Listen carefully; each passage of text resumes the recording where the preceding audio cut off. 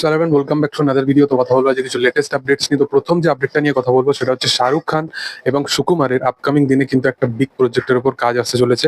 এটাই কিন্তু latest update বলছে। তোমরা সকলেই জানো যে সুকুমার সে বেশ কিছু মাস আগে তার পুষ্পা টু এত বিশাল পরিমাণে একটা কালেকশন করলো, এবং শাহরুখ খান এমন একজন অ্যাক্টর যার নাম মানে বরাবরই একজন ডিরেক্টরের সাথে জোড়ায়। কখনো অ্যাটলির নাম উঠে আসে, কখনো বাঙ্গার নাম উঠে আসে, কখনো সুকুমারের নাম উঠে আসে, কখনো লোকেশের নাম উঠে আসে। তো ফাইনালি এখন এটা মানে সুমিত কারেল থেকে শুরু করে অনেক বড় বড় কিন্তু বিশ্বস্ত জায়গা থেকে কিন্তু এই আপডেটটা পাওয়া যাচ্ছে।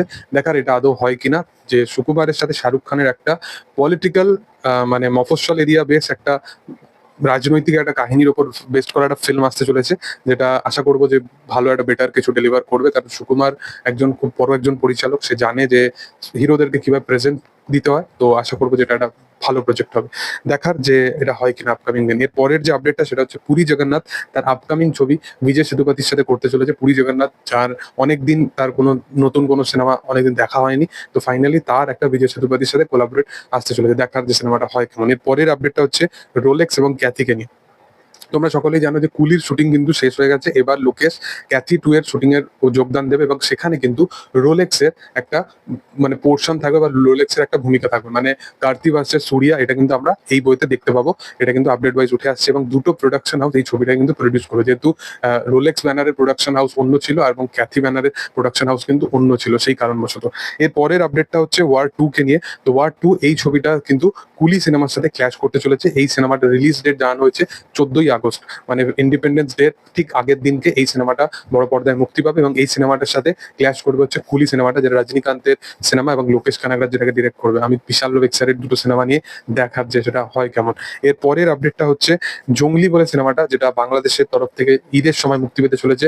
এবং এই ছবিটায় কিন্তু একটা পোস্টার ড্রপ করা হয়েছে। পোস্টারটা বেশ ভালো, সিনেমাটা দেখে বোঝা যাচ্ছে সিনেমাটা শুধু ডার্ক এবং এইরকম কাইন্ড অফ রনেস নয়, সিনেমাটার মধ্যে একটা ইমোশনালি অ্যাটাচমেন্ট একটা কিন্তু কাহিনী থাকতে চলেছে সিনেমার মধ্যে। এর পরের আপডেটটা হচ্ছে সিকান্দারের ট্রেলারকে নিয়ে। তো সিকান্দারের সিনেমার ট্রেলার কবে আসবে? শোনা যাচ্ছিল যে 18 তারিখে এই সিনেমার ট্রেলার আসতে চলেছে, মানে আজকের দিনে। বাট এখন যেটা আপডেট উঠে আসছে, আজকে শুধুমাত্র একটা গান আসবে, কিন্তু এর ট্রেলারও খুব তাড়াতাড়ি হয়তো এই উইকেই আমরা দেখতে পেতে পারি, কারণ আর বেশি দিন বাকি নেই এই ছবিটা মুক্তি পেতে।